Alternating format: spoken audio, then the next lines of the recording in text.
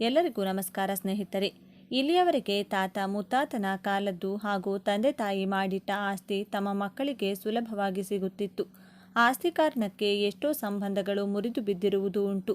ಆಸ್ತಿ ವಿಚಾರವಾಗಿ ಸಂಬಂಧಗಳನ್ನೇ ಕಳಚಿಕೊಂಡವರಿದ್ದಾರೆ. ಆಸ್ತಿಗಾಗಿ ಅಣ್ಣ ತಮ್ಮಂದಿರು, ಅಕ್ಕ ತಂಗಿಯರು ಹಾಗೂ ಪೋಷಕರು ಮಕ್ಕಳ ನಡುವೆ ವೈಷಮ್ಯ ಮೂಡಿ ಅಂತರ ಏರ್ಪಟ್ಟಿದೆ. ಇನ್ನು ಕೆಲವು ಮನೆಗಳಲ್ಲಿ ಆಸ್ತಿಯನ್ನು ಸಮಾನವಾಗಿ ಹಂಚಿಕೊಂಡು ನಾನಾಯ್ತು ನಂದಾಯ್ತು ಎಂದುಕೊಂಡು ಜಾಲಿಯಾಗಿದ್ದಾರೆ. ಆದರೆ ಇನ್ಮುಂದೆ ನೀವು ಆಸ್ತಿಯಲ್ಲಿ ಪಾಲು ಕೇಳುವ ಮುನ್ನ ಈ ಕೆಲಸ ಮಾಡಲೇಬೇಕು. ಇಲ್ಲದಿದ್ದರೆ ನಿಮ್ಮ ಕೈಗೆ ಆಸ್ತಿ ಸಿಗುವುದೇ ಇಲ್ಲ. ಮೊದಲೆಲ್ಲ ಕಾನೂನುಬದ್ಧವಾಗಿಯೇ ಸಿಗುತ್ತಿದ್ದ ಆಸ್ತಿಯು ಇನ್ಮುಂದೆ ಸುಲಭವಾಗಿ ಸಿಗುವುದಿಲ್ಲ. ಏಕೆಂದರೆ ಇದಕ್ಕೂ ಕರ್ನಾಟಕದಲ್ಲಿ ಹೊಸ ಕಾನೂನು ಬಂದಿದೆ.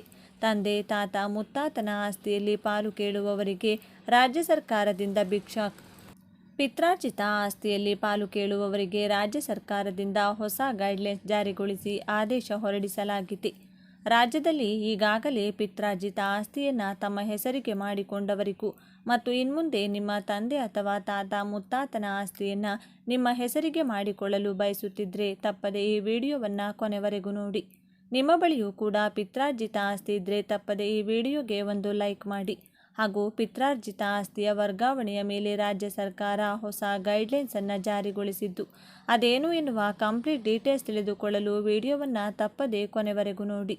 ಇತ್ತೀಚಿನ ದಿನಗಳಲ್ಲಿ ಮಕ್ಕಳು ತಮ್ಮ ತಂದೆ ತಾಯಿಯನ್ನು ಆರೈಕೆ ಮಾಡುತ್ತಿಲ್ಲ. ಇಂತಹ ಹಲವಾರು ಪ್ರಕರಣಗಳು ಬೆಳಕಿಗೆ ಬರುತ್ತಿವೆ. ಪೋಷಕರು ಒಂದು ವೇಳೆ ಮಕ್ಕಳು ಅಥವಾ ಸಂಬಂಧಿಕರು ತಮ್ಮನ್ನು ಆರೈಕೆ ಮಾಡದಿದ್ದರೆ ಅವರ ಹೆಸರಿಗೆ ಮಾಡಿರುವ ಆಸ್ತಿ ವಿಲ್ ಅಥವಾ ದಾನಪತ್ರವನ್ನು ರದ್ದು ಮಾಡುವ ಅಧಿಕಾರ ಹೊಂದಿರುತ್ತಾರೆ. ಅವರಿಗೆ ಇಷ್ಟವಿಲ್ಲದಿದ್ದರೆ ಮಕ್ಕಳಿಗೆ ಆಸ್ತಿ ಕೊಡುವಂತಿಲ್ಲ ಎಂದು ಕರ್ನಾಟಕ ಸರ್ಕಾರ ಸ್ಪಷ್ಟಪಡಿಸಿದೆ. ಈ ಬಗ್ಗೆ ಕಂದಾಯ ಸಚಿವ ಕೃಷ್ಣ ಬೈರೇಗೌಡ ಅವರು ವಿಧಾನ ಪರಿಷತ್ನಲ್ಲಿ ಮಾಹಿತಿ ನೀಡಿದ್ದಾರೆ. ಇಂದಿನ ಆಧುನಿಕ ಜಗತ್ತಿನಲ್ಲಿ ಆಸ್ತಿ ಪ್ರಕರಣಕ್ಕೆ ಸಂಬಂಧಿಸಿದ ವಿವಾದಾತ್ಮಕ ಪ್ರಕರಣಗಳು ಪೊಲೀಸ್ ಮೆಟ್ಟಿಲೇರಿರುವುದು ಹಾಗೂ ಕೋರ್ಟ್ ಮೆಟ್ಟಿಲೇರಿರುವುದನ್ನು ನಾವು ಕಾಣುವುದು ಸಹಜ.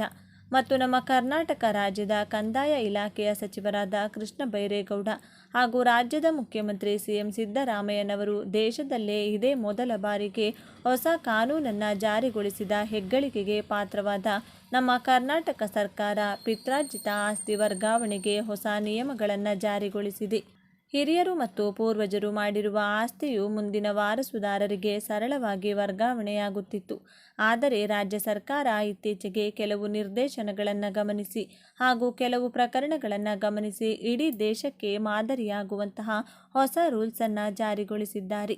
ಇತ್ತೀಚಿನ ದಿನಗಳಲ್ಲಿ ಆಸ್ತಿ ಹಂಚಿಕೆಗೆ ಸಂಬಂಧಿಸಿದ ವಿವಾದಗಳು ಹೆಚ್ಚುತ್ತಿವೆ.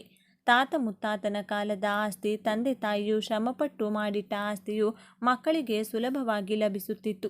ಆದರೆ ಇದರಿಂದ ಕುಟುಂಬಗಳ ನಡುವೆ ಭಿನ್ನಾಭಿಪ್ರಾಯಗಳು ಹೆಚ್ಚಿದ್ದು ಸಂಬಂಧಗಳು ಮುರಿಯುವ ಪರಿಸ್ಥಿತಿಯನ್ನು ನಾವು ಸಾಕಷ್ಟು ಬಾರಿ ನೋಡಿದ್ದೇವೆ.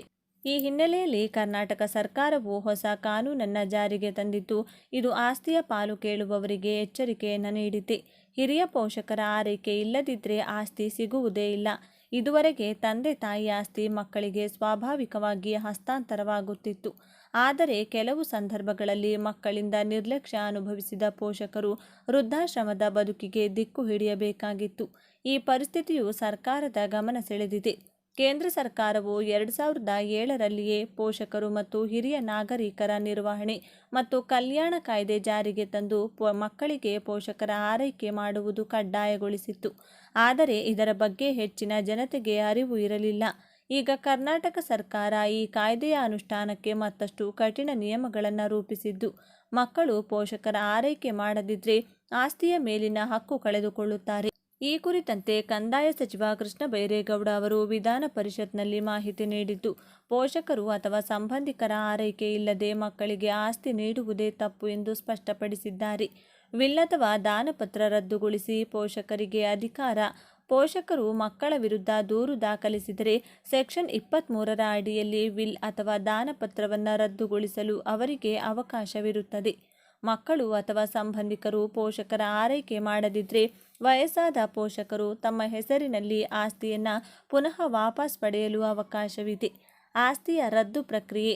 ಪೋಷಕರ ದೂರು ದಾಖಲಾಗುವ ಸನ್ನಿವೇಶದಲ್ಲಿ ಉಪವಿಭಾಗಾಧಿಕಾರಿಗಳಿಗೆ ಆಸ್ತಿಯ ಮೇಲ್ವಿಚಾರಣೆ ಜವಾಬ್ದಾರಿ ವಹಿಸಲಾಗಿದೆ. ಪೋಷಕರ ಆರೈಕೆ ಇಲ್ಲದಂಥ ದೂರುಗಳು ದಾಖಲಾಗಿದ್ದಾಗ ಪೋಷಕರು ವಿಲ್ ಅಥವಾ ದಾನಪತ್ರವನ್ನು ರದ್ದುಗೊಳಿಸಬಹುದು. ಮಕ್ಕಳು ಆಸ್ತಿ ಪಡೆದ ಮೇಲೆ ಪೋಷಕರಿಗೆ ನೋಡಿಲ್ಲ ಅಂದರೆ ಆಸ್ತಿಯನ್ನು ಪುನಃ ವಾಪಸ್ ಪಡೆಯಲು ಕಾನೂನಿನ ಅನುಮತಿ ಇದೆ. ಈ ಹೊಸ ನಿಯಮದ ಪ್ರಕಾರ ಮಕ್ಕಳು ಪೋಷಕರ ಆರೈಕೆಯಲ್ಲಿ ವಿಫಲವಾದರೆ ಆಸ್ತಿ ಸಿಗುವುದೇ ಇಲ್ಲ. ಕಾನೂನುಬದ್ಧವಾಗಿ ಆಸ್ತಿಯನ್ನು ವಾಪಸ್ ಪಡೆಯಲು ಪೋಷಕರಿಗೆ ಸಂಪೂರ್ಣ ಅಧಿಕಾರವಿದ್ದು ಅವರ ಹಿತಸಾಧನೆಗೆ ಸರ್ಕಾರ ಬದ್ಧವಾಗಿದೆ. ಇದು ಒಳ್ಳೆಯ ಕೆಲಸ ಎನ್ನುವ ನಿಮ್ಮ ಅಭಿಪ್ರಾಯ ಆಗಿದ್ದರೆ ಎಸ್ ಅಂತ ಕಮೆಂಟ್ ಮಾಡಿ. ಇದು ಸರಿಯಾದ ನಿರ್ಧಾರ ಎನ್ನುವ ನಿಮ್ಮ ಅಭಿಪ್ರಾಯ ಆಗಿದ್ದರೆ ಯಾಕೆ ಅನ್ನೋದನ್ನು ಕಮೆಂಟ್ನಲ್ಲಿ ತಿಳಿಸಿ. ಇಡೀ ಕರ್ನಾಟಕದಾದ್ಯಂತ ಇರುವ ರಾಜ್ಯದ ಎಲ್ಲ ಮಹಿಳೆಯರಿಗೆ ರಾಜ್ಯ ಸರ್ಕಾರದಿಂದ ಬಿಗ್ ಶಾಕ್. ಇನ್ಮುಂದೆ ಉಚಿತ ಬಸ್ಗೆ ಆಧಾರ್ ಕಾರ್ಡ್ ನಡೆಯುವುದಿಲ್ಲ. ಹೌದು, ನೀವು ಕೇಳ್ತಾ ಇರುವುದು ನಿಜ. ರಾಜ್ಯ ಸರ್ಕಾರದಿಂದ ಮಹತ್ವದ ನಿರ್ಧಾರವನ್ನು ಕೈಗೊಳ್ಳಲಾಗಿದೆ. ರಾಜ್ಯ ಕಾಂಗ್ರೆಸ್ ಸರ್ಕಾರ ಜಾರಿಗೆ ತಂದಿರುವಂಥ ಪಂಚ ಗ್ಯಾರಂಟಿ ಯೋಜನೆಗಳಲ್ಲಿ ಮಹತ್ವದ ಯೋಜನೆಯಾದ ಶಕ್ತಿ ಯೋಜನೆ ಅಡಿಯಲ್ಲಿ ದೊಡ್ಡ ಬದಲಾವಣೆಯನ್ನು ಮಾಡಲಾಗಿದೆ. ಇಡೀ ರಾಜ್ಯದ ಎಲ್ಲ ಮಹಿಳೆಯರಿಗೆ ಸ್ಮಾರ್ಟ್ ಕಾರ್ಡ್ ವಿತರಿಸಲಾಗುತ್ತಿದೆ. ಈ ಸ್ಮಾರ್ಟ್ ಕಾರ್ಡ್ ಮಹಿಳೆಯರು ಎಲ್ಲಿ ಪಡೆದುಕೊಳ್ಳಬಹುದು? ಅಗತ್ಯವಾಗಿ ಬೇಕಾಗಿರುವ ದಾಖಲಾತಿಗಳೇನು? ಇಷ್ಟಕ್ಕೂ ಎಷ್ಟು ಹಣ ಪಾವತಿಸಬೇಕು? ಯಾವಾಗ ಸಿಗುತ್ತೆ? ಈ ಎಲ್ಲ ಸಂಪೂರ್ಣವಾದ ಮಾಹಿತಿಯನ್ನು ಈ ವಿಡಿಯೋದಲ್ಲಿ ನೀಡಲಾಗಿದ್ದು, ವಿಡಿಯೋವನ್ನು ತಪ್ಪದೇ ಕೊನೆವರೆಗೂ ನೋಡಿ. ಕರ್ನಾಟಕ ಸರ್ಕಾರದ ಶಕ್ತಿ ಯೋಜನೆಯು ರಾಜ್ಯದ ಲಕ್ಷಾಂತರ ಮಹಿಳೆಯರ ದೈನಂದಿನ ಬದುಕಿನಲ್ಲಿ ಬದಲಾವಣೆಯ ಯುಗವನ್ನು ತಂದಿದೆ. ಈ ಉಚಿತ ಬಸ್ ಪ್ರಯಾಣ ಯೋಜನೆಯನ್ನ ಲಾಭವನ್ನು ಇನ್ನಷ್ಟು ಸುಲಭವಾಗಿ ಹಾಗೂ ಸುಗಮವಾಗಿ ಪಡಿಸಲು ಸರ್ಕಾರವು ಹೊಸ ಕ್ರಮ ಕೈಗೊಂಡಿದೆ. ಇನ್ಮುಂದೆ ಮಹಿಳೆಯರು ಬಸ್ನಲ್ಲಿ ಪ್ರಯಾಣ ಮಾಡುವಾಗ ಆಧಾರ್ ಕಾರ್ಡ್ ತೋರಿಸುವ ಅಗತ್ಯವಿಲ್ಲ. ಬದಲಿಗೆ ಸ್ಮಾರ್ಟ್ ಕಾರ್ಡ್ ತೋರಿಸಿದರೆ ಸಾಕು. ಪ್ರಮುಖ ಹೈಲೈಟ್ಗಳು: ಆಧಾರ್ ಅನಿವಾರ್ಯವಲ್ಲ. ಶಕ್ತಿ ಯೋಜನೆಯ ಲಾಭ ಪಡೆಯಲು ಇನ್ಮುಂದೆ ಆಧಾರ್ ಕಾರ್ಡ್ ತೋರಿಸುವ ಅಗತ್ಯವಿಲ್ಲ. ಸ್ಮಾರ್ಟ್ ಕಾರ್ಡ್ ಪರಿಚಯ: ಬಸ್ಗಳಲ್ಲಿ ಉಚಿತ ಪ್ರಯಾಣಕ್ಕೆ ಹೊಸ ಚೀಟಿ ಸ್ಮಾರ್ಟ್ ಕಾರ್ಡ್. ಅರ್ಜಿದಾರರಿಗೆ ಅನುಕೂಲ: ಗ್ರಾಮ ಒನ್, ಬೆಂಗಳೂರು ಒನ್ ಕೇಂದ್ರಗಳು ಮತ್ತು ಸೇವಾ ಸಿಂಧು ವೆಬ್ಸೈಟ್ ಮೂಲಕ ಅರ್ಜಿ ಸಲ್ಲಿಸಬಹುದು. ತಕ್ಷಣದ ರಸೀದಿ ಕಾರ್ಡ್ವೇ: ಅರ್ಜಿ ಸಲ್ಲಿಸಿದ ತಕ್ಷಣ ಪ್ರಿಂಟ್ ಆಗುವ ರಸೀದಿಯೇ ತಾತ್ಕಾಲಿಕವಾಗಿ ಪಾಸಾಗಿ ಪರಿಗಣಿಸಲಾಗುತ್ತದೆ. ಶಾಶ್ವತ ಬಳಕೆ: ಸ್ಮಾರ್ಟ್ ಕಾರ್ಡ್ ಶಾಶ್ವತವಾಗಿದ್ದು ಪ್ರತಿ ತಿಂಗಳು ಪಾಸ್ ನವೀಕರಣ ಮಾಡುವ ತೊಂದರೆ ಇಲ್ಲ. ದಾಖಲೆ ನಿಖರವಾಗಿರಲಿ. ನಕಲಿ ದಾಖಲೆ ಅಥವಾ ತಪ್ಪು ವಿಳಾಸದ ಮಾಹಿತಿ ನೀಡಿದರೆ ಅರ್ಜಿ ತಿರಸ್ಕಾರವಾಗಲಿದೆ. ಮೂಲ ನಿವಾಸ ಮಾನ್ಯತೆ: ಕೇವಲ ಕರ್ನಾಟಕದ ನಿವಾಸಗಳಿಗೆ ಮಾತ್ರ ಸ್ಮಾರ್ಟ್ ಕಾರ್ಡ್ ಮಾನ್ಯ. ಸ್ಮಾರ್ಟ್ ಕಾರ್ಡ್ ಹೇಗೆ ಪಡೆಯುವುದು? ಹತ್ತಿರದ ಗ್ರಾಮ ಒನ್ ಅಥವಾ ಬೆಂಗಳೂರು ಒನ್ ಕೇಂದ್ರಕ್ಕೆ ಭೇಟಿ ನೀಡಿ ಅಥವಾ ಸೇವಾ ಸಿಂಧು .ಕರ್ನಾಟಕ.gov.in ವೆಬ್ಸೈಟ್ನಲ್ಲಿ ಆನ್ಲೈನ್ ಅರ್ಜಿ ಸಲ್ಲಿಸಿ. ಅರ್ಜಿ ಸಲ್ಲಿಸಿದ ನಂತರ ತಕ್ಷಣವೇ ನಿಮಗೆ ಒಂದು ರಸೀದಿ ಸಿಗುತ್ತದೆ.